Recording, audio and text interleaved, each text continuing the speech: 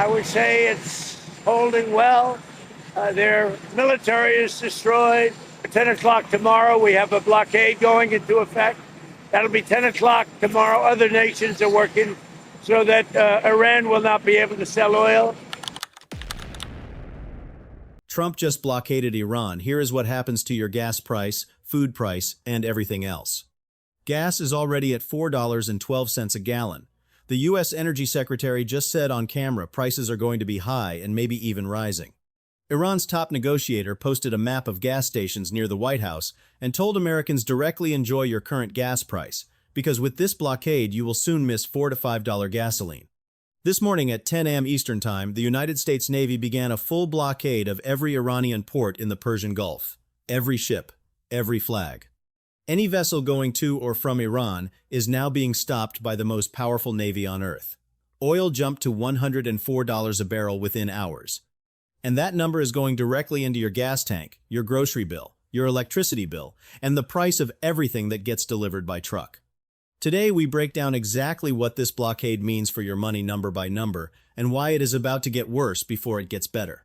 Most people hear the word blockade and think of old war movies. Here is exactly what is happening right now in real life. The U.S. military's Central Command announced this morning that the U.S. Navy will stop all vessels from any nation from passing through the Strait of Hormuz if they are sailing to or from Iranian ports. Not just Iranian ships. Any ship from any country, China, India, Japan, Germany, Brazil, if it is headed to deliver goods to Iran or pick up Iranian oil, the U.S. Navy will intercept it. Trump also said, personally warning, if any Iranian fast attack ships come anywhere close to our blockade, they will be immediately eliminated. Iran called it an act of piracy. Iran's military said no port in the region will be safe.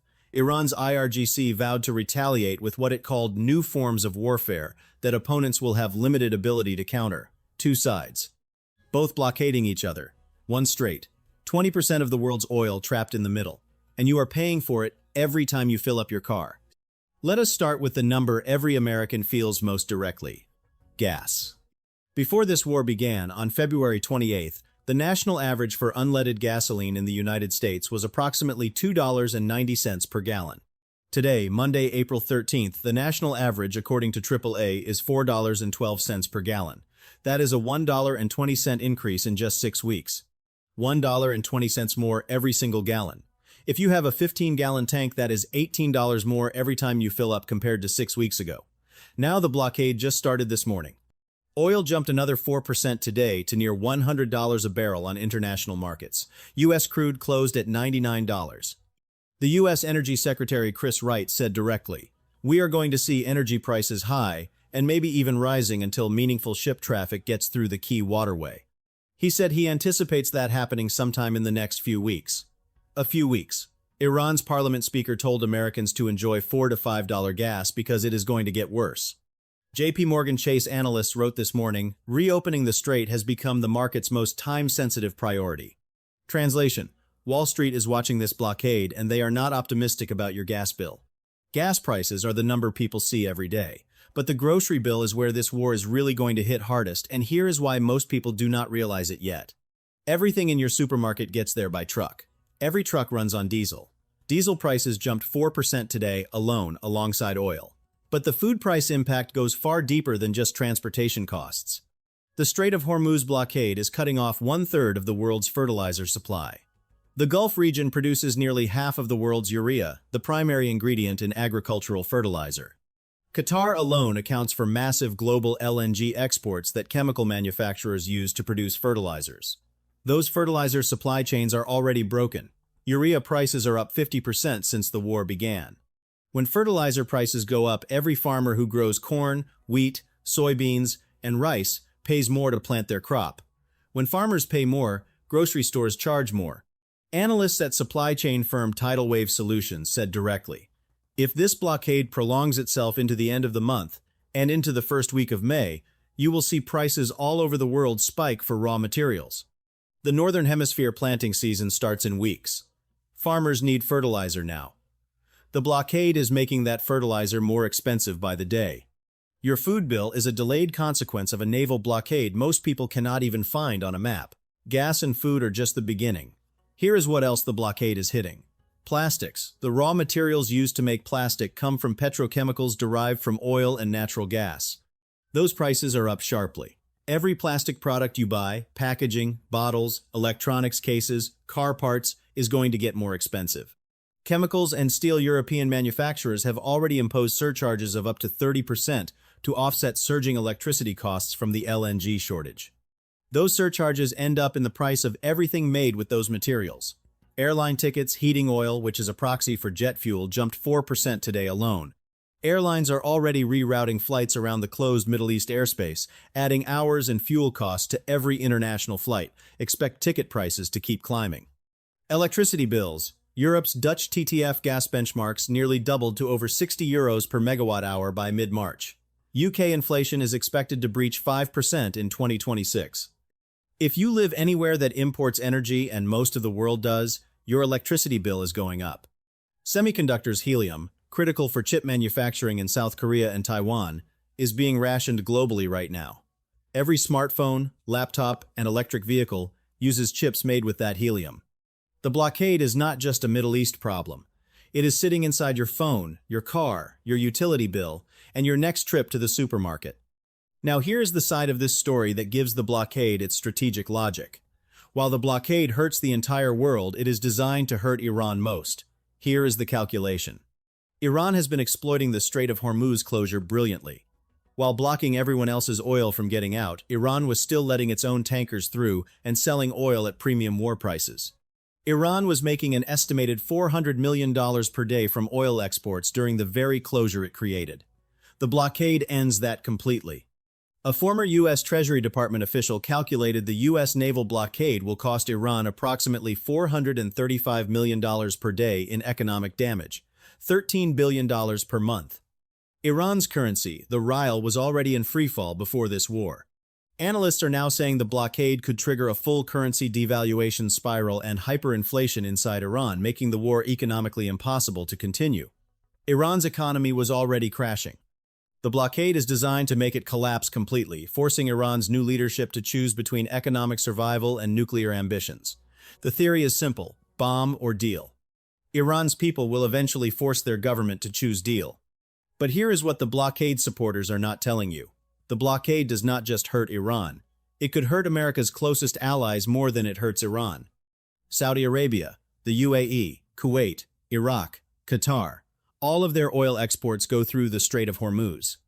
Even the non-Iranian traffic is now uncertain because Iran has threatened no port in the region will be safe.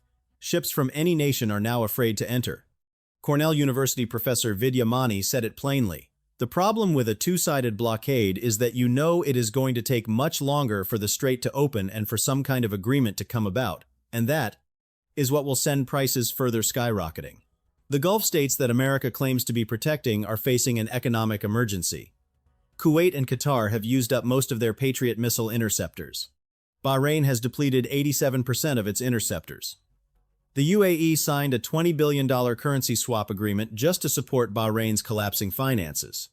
And now a U.S. blockade is making it even harder for these countries to export the oil they need to fund their own survival. America's allies are watching the blockade and asking, are we being protected or are we being sacrificed? And then something unexpected happened this morning that nobody saw coming. While oil was spiking above $100 and the blockade was taking effect, Trump told reporters he received a phone call. He said he was called this morning by the right people in Iran. He did not say what was discussed. He did not say who called. But stocks immediately hit their highest levels of the day on that single statement. The market interpreted it as a signal that Iran might be ready to talk again, possibly accept the written final offer that Vance left on the table in Islamabad before boarding his plane. J.D. Vance told Fox News this morning it is up to Iran whether there are more direct talks. The ball is in their court. Iran's foreign ministry said diplomacy never ends. Pakistan said it will continue facilitating engagement in the days to come. The blockade started this morning. Iran called this morning. The ceasefire still technically exists until April 22nd, and the market jumped. The war is not over. The diplomacy is not over. But the economic damage is happening right now today, whether a deal gets made or not. Here are the exact numbers every viewer needs to know right now.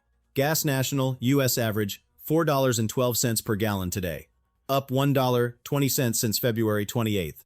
Oil $99 to $104 per barrel, up 40% since the war began.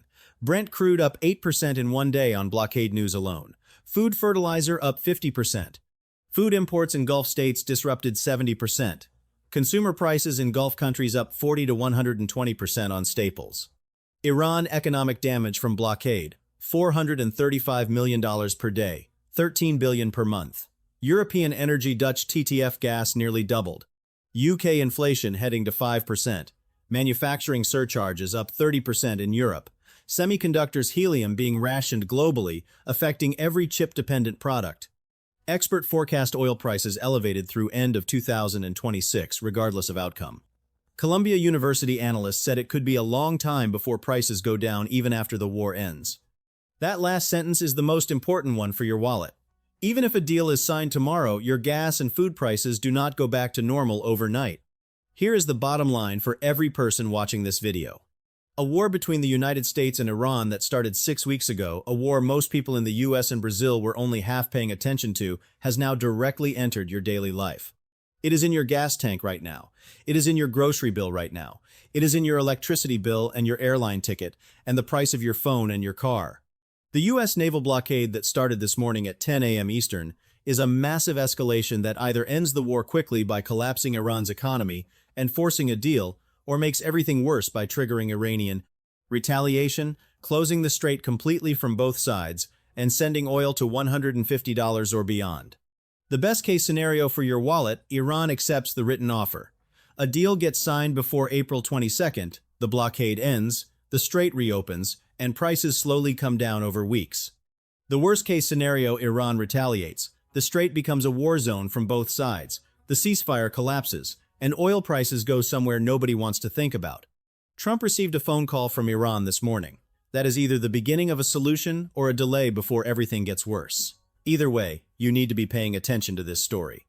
Because this story is already in your pocket every time you pay for gas. Subscribe and turn on notifications. We cover everything as it develops.